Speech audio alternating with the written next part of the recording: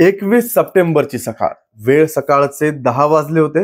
राजस्थानच्या बाडमेर मधल्या शिवठाणे परिसरातील उंडू गावची ती सकाळ. अचानक एका घरातून मुलीच्या किंचाळीनं सगळं गाव शारून गेलं. लोक धावत घटनास्थळावर पोहोचले आणि जे दृश्य त्यांच्या डोळ्यासमोर आलं ते पाहून सगळ्यांच्याच अंगावर काटा आला. नमस्कार, मी अभिषेक गावंडे. तुम्ही पाहताय लेट्स अप मराठी. एका घराच्या एका कोपऱ्यात फरशीवर 22 वर्षांचा एक तरुण मृत अवस्थेत पडला होता आणि त्याच्या मृतदेहाला कवटाळून एक मुलगी हमसून हमसून रडत होती. तिच्या तोंडून फुटणारे शब्द सगळ्यांचं मन पिळवटून टाकत होते. शौकत, तू असं का केलंस? मला एकटीला सोडून कसा गेलास? मी तुझ्याशिवाय कशी जगू? पाहूया ते संपूर्ण नेमकं प्रकरण काय. मृत युवकाचं नाव शौकत खान, राजस्थानच्या बाडमेर जिल्ह्यात राहणारा, आणि जी मुलगी त्याच्या मृतदेहाला घट्ट धरून होती ती त्याची 19 वर्षांची प्रेयसी.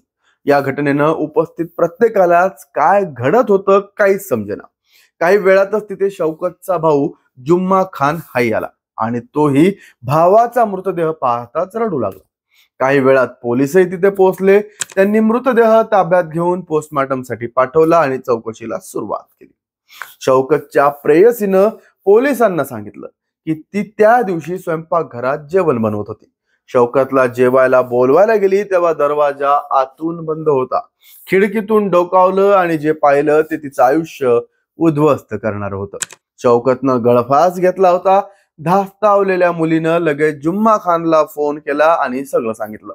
पण तिच्या डोळ्यात अजूनही तोच प्रश्न, शौकतनं हे टोकाचं पाऊल का उचललं?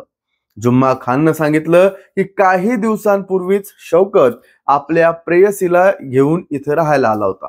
ती झारखंडची आहे आणि ते तिघे मिळून इथे राहत होते. घरात काही वाद नव्हता, सगळं व्यवस्थित होतं. शौकतला काही त्रास असेल तर तो भावाला सांगायचंय. मग असा अचानक निर्णय का घेतला? गावकरी सांगत होते की 10 दिवसांपूर्वी मुलीचे नातेवाईक इथे आले होते. त्यांनी तिला सोबत घेऊन जाण्याचा प्रयत्न केला पण तिनं नकार दिला आणि शौकत सोबतच राहण्याचा निर्णय घेतला. त्यानंतर नातेवाईक परत गेले आणि त्यानंतर नेमकं काय घडलं? कोणत्या मानसिक तणावातून शौकत जात होता?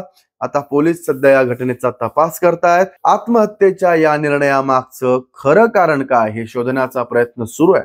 पण आज या घटनेने एक प्रश्न नक्कीच उभा केला. एखाद्या तरुणानं आयुष्याचा अंत करण्याइतका कोणता वेदनेचा डोंगर मनात साठवला होता आणि त्याच्या मागे राहिलेल्यांनी आता जगायचं कसं? अशाच व्हिडिओसाठी पाहत राहा लेट्स अप मराठी.